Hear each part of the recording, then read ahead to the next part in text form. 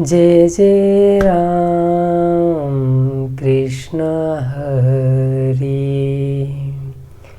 बोला पुंडलिक वरदे हरी विठ्ठल श्री ज्ञानदेव तुकाराम। पंढरीनाथ भगवान की जय। संत सद्गुरु गणेशनाथ महाराज की जय। आज यहाँ पे संत सद्गुरु गणेशनाथ महाराज जी के 154वें अभंग पे प्रवचन कर रहा हूँ। इसमें उन्होंने हमारा वास्तविक स्वरूप क्या है वो उसका यहाँ स्वरूप बताया है। चित्रीची भावली काय ते बोलती तैसेची ही गती ओ प्राण्या। बुद्धिबळाचा खेळ कोण जिती हार तैसा हा संसार आहे आता। बहुरूपी तो वेश धरिता अनेक पाहता तो एक दुसरा नाही। गणेशनाथ मने सर्व तुझी सत्ता मज नाही चिंता काशियाची। कहते हैं कि थोड़ा अंतकरण में झांकिए, थोड़ा खुद को देखिए, हम कौन है ये जानने का प्रयास कीजिए। यही इस मनुष्य देह का मुख्य उद्देश्य है, क्योंकि उसका कारण यह देह पंच महाभूतों से बना है। अगर इसमें चैतन्य शक्ति ना हो तो ये एक जड़ वस्तु है। सोचिए, जब हम सोए रहते हैं या जब हम मृत्यु को प्राप्त होते हैं तब इस देह का क्या वैल्यू है। एक दिन भी कोई हमें रख नहीं सकता। हमसे तो अच्छा वो पेड़ है जो मरने के बाद यानी कि टूटने के बाद भी जलाने के काम, खाना पकाने के काम आता है। हमसे तो अच्छे वो पशु पक्षी है जो मरने के बाद उनकी जो स्किन है उसका हम चप्पल बना के पाँव में पहनते हैं। हमसे तो अच्छा इस सृष्टि का हर एक कण कण है जो ये मतलब परोपकारी है, जो दूसरों की सहायक है। पत्थर कभी ऐसे हम पत्थर को व्यर्थ कहते हैं, परंतु वो पत्थर के कारण ही हम घर बना सकते हैं, पत्थर के कारण ही हम अनेक प्रकार की चीज़ें बना सकते हैं। तो इसलिए सृष्टि की हर एक जड़ वस्तु काम की है। वैसे ही यह नरदेह भी काम का ही है, परंतु हमने उसका महत्व जाना ही नहीं। हम सिर्फ ये जो माइक पदार्थ है वो इकट्ठा करते बैठ गए, उसी को पास करने में हमने पूरा जिंदगी व्यर्थ गवा दिया। इसका महत्व जाना ही नहीं है, किस लिए बना था, इसमें क्या वास करता है, ये चैतन्य शक्ति का स्वरूप जाना ही नहीं। और जिस दिन ये चला जाएगा इस दिन इस देह का वैल्यू जीरो, कुछ भी नहीं। जला देंगे या गाड़ देंगे, फिर क्या करोगे। बुद्धिबल के खेल में जो राजा या प्रधान रहते हैं उनको हार जीत से कोई फर्क नहीं पड़ता, क्योंकि उनको पता है खेल खत्म होने के बाद एक ही डिब्बे में बंद होना है। बिल्कुल सही। सोचिए, जब हम वो चेस का खेल खेलते हैं तब उसमें कोई राजा होता है, कोई प्रधान होता है, और जो खेलने वाला आदमी होता है वो अपनी सोच से उनको हिलाता है, इधर उधर करता है। किसी को हम मरा हुआ कहते हैं, किसी को हम पावरफुल प्रधान कहते हैं। तो कोई उस चेस बोर्ड के ऊपर अपना आधिपत्य यानी कि राजा के जैसा रहता है। वैसे ही इस सर्वसामान्य जीवन में हमारे कोई बड़े पोस्ट पे मंत्री है, कोई छोटा मजदूर है जो खेत में काम कर रहा है। हर किसी अपने अपने इसके अनुरूप चल रहा है जिंदगी, परंतु आखिर में चाहे वो राजा हो या मजदूर हो, जब मर जाएंगे तब दोनों को एक ही इस मिट्टी में गाड़ा जाएगा। तो इसलिए या जलाया जाएगा। इसलिए मेरे कबीर महाराज जी कहते हैं कि वैद्य मुआ रोगी मुआ मुआ सकल संसार, एक कबीरा नाम मुआ जाके राम आधार। अगर हमें ऐसा अविनाशी स्वरूप को प्राप्त होना है, सच्चिदानंद स्वरूप को प्राप्त होना है, तो खुद का हु एम आई, मैं कौन हूँ, ये जानने का प्रयास कीजिए। जिस समय हम खुद को जानेंगे या चैतन्य स्वरूप को जानेंगे तब हम पता चलेगा कि ये मृत्यु तो क्षणिक है, ये तो सिर्फ ये पंचमहाभूतों के देह से रिलेटेड है, मैं तो कुछ इससे अलग हूँ। और ये जानने से ही हम फिर डर नहीं लगेगा उस मृत्यु का भी। हम उस काल को भी कहेंगे तो किसको मारेगा? इस पंच महाभूत के देह को ले, ये तो ये पंच महाभूत का ही था, ये कुछ टेम्पररी, जैसे कि हम रेंट पे घर लेते हैं वैसे ये रेंट पे मुझे मिला था, ले तेरा तेरे पास। अब मैं तो पता चला मुझे वो मुक्त स्वरूप और उसी में धन्यता, ये अनुभूति लेना ही हमारा मुख्य उद्देश्य है।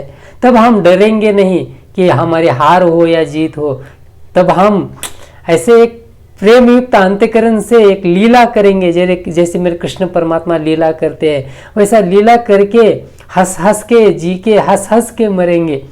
देखिए जब मेरा अंतकाल था मेरे कृष्ण परमात्मा का, तब वो हमारे जैसा रोते रोते नहीं मरे, मुझे ये करना था वो नहीं कर पाया, मेरे बच्चों का क्या होगा, कुछ भी नहीं, रोना नहीं धोना नहीं। उनके तो पूरे कुल का नाश हुआ था अंत में, फिर भी वो कहे कि कालानुरूप सब कुछ होता है, यहाँ कौन स्थिर है, यहाँ कौन जीवित रहने वाला है, हर किसी को एक ना एक दिन जाना है। ये जानते थे मेरे कृष्ण परमात्मा। नहीं तो ये सब जानने वाले वही एक है, परमेश्वर परमात्मा, इसलिए वो मुक्त अवस्था में थे, है और रहेंगे।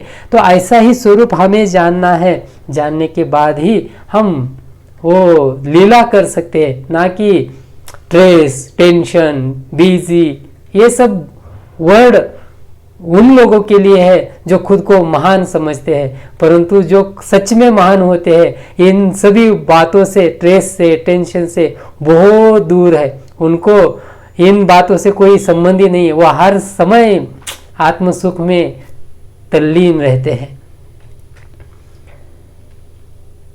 कहते हैं कि एक बहुरूपी अलग अलग तरह के कपड़े पहनकर खेल दिखाता है, परंतु उसका वास्तविक स्वरूप एक है। इस इमेज को आप देखिए, अगर हम इसमें बहुत अच्छा चेंजेस किया है उसने, वो जो आदमी का जो नोज है उसको मतलब एक पार्ट इधर रखा है और आँख है उसको सामने रखा है, मतलब दो इमेजेस का कॉम्बिनेशन किया है। और हमें लगता है कि यार इस एंगल से सही है या इस एंगल से सही है, एक्चुअली वो दोनों एंगल से सही है, वो दो इमेजेस है। और दो इमेजेस रहने के कारण हमें पता ही नहीं चल रहा कि वास्तविक कौन है, तो वास्तविक इनसे कुछ अलग ही है। तो वैसे ही समाज में बहुत सारे लोग रहते हैं, या जो भी हम मूवी देखते हैं कि एक ही हीरो रहता है, जिस मूवी में जैसा उसको एक्टिंग करना होता है, कभी वो खेत करने वाला बन जाता है, कभी वो बॉर्डर पे जाके सोल्जर मतलब सैनिक बन जाता है, कभी वो झाड़ू लगाने वाला बन जाता है, कभी वो गाड़ी घुमाने वाला हीरो बन जाता है। मतलब अलग अलग तरह के रोल एज पर उस मूवी के स्क्रिप्ट के तरह से वो करता है। तो हमें भी जिंदगी में वैसे ही जीना है। टेम्पररी मूवी है, 3 आवर्स का मूवी है, वैसे ये 60 ईयर 70 ईयर जितना भी हमें लाइफ मिला है, वैसे एक रोल है मेरा। अब ये समय मुझे स्टूडेंट का रोल करना है, तो स्टूडेंट के जैसा पढ़ाई कीजिए, एग्जाम क्लियर कीजिए, जॉब लगेगा तो समझिए कि मेरा जॉब करना मेरा रोल है। उसी के साथ खुद का स्वरूप, मतलब जो एक वास्तविक हीरो रहता है, जो उसका वास्तविक एक जीवन रहता है, उसके वास्तविक पत्नी रहती है, उसके एक वास्तविक बच्चे रहते हैं, वैसे वास्तविक एक जीवन हमें मतलब कि आत्म स्वरूप देखना है। और रोल के स्वरूप में जैसा वो अलग अलग मूवी में अलग अलग रोल करता है, वैसे अलग अलग अवस्था में, बचपन में क्या करना, पढ़ाई करना, जवानी में क्या करना, पैसा कमाना या संसार चलाना, बुढ़ापे में क्या करना, अपने बच्चों की, अपने जो बच्चों के बच्चे हैं उनकी देखभाल, मतलब उनको अच्छा ज्ञान बताना। तो ये सभी बातें एक रोल के तरह हम करेंगे। और वास्तविक मैं तो कुछ अलग ही हूँ, जैसा वो हीरो का वास्तविक जीवन है वैसे जिए, तब देखिए कितना मजा आता है जिंदगी जीने का।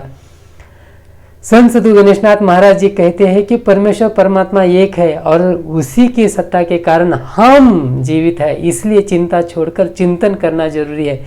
हम ही नहीं, कहा जाता है कि 84 lakh type of animal in this world are existed. तो इतने सारे जीवों को वो परमेश्वर परमात्मा जीवित रखता है। हमारा अधिकार नहीं है पूरे समंदर के ऊपर, हम नहीं जानते इस धरती के ऊपर क्या क्या है और क्या क्या नहीं। कितने सालों से हम रिसर्च कर रहे हैं, ये पूरे यूनिवर्स का स्वरूप हम नहीं जानते, परंतु ये सबको चलाने वाला एक ही परमेश्वर परमात्मा है। उसके नाम सिर्फ जिस एंगल से हमने देखा उस एंगल से उसके नाम दिए। तो आप झगड़ा छोड़िए, इंसानियत के नाम से इंसानियत को जगाने के लिए हमें जीवित रहना है, यानी कि कर्म करना है और कहना है कि इसलिए चिंता छोड़कर, तो ये चिंता छोड़िए किसी को दोष देने की, किसी के साथ झगड़ा करने की, या ये जो हम समय बिता रहे हैं ना विनार्थक बातों में, वो सब छोड़ दीजिए और क्या कीजिए, खुद का आत्मस्वरूप जानने का प्रयास कीजिए। क्योंकि अन्य पशु प्राणियों को उतना सद्विवेक नहीं है कि वो सब जानने का, हमें परमेश्वर ने वो संधि दी है। तो यही एक मुख्य उद्देश्य है हमारा, हमारे कर्तव्य कर्म करते हुए थोड़ा समय निकाल के वो जानने का प्रयास कीजिए। उसके बाद पता चलेगा कि एक ही चैतन्य सभी प्राणियों के अंतःकरण में रहता है और ये चलाने वाला एक ही परमेश्वर परमात्मा इस जगत का, इस विश्व का कर्ता कर्विता है।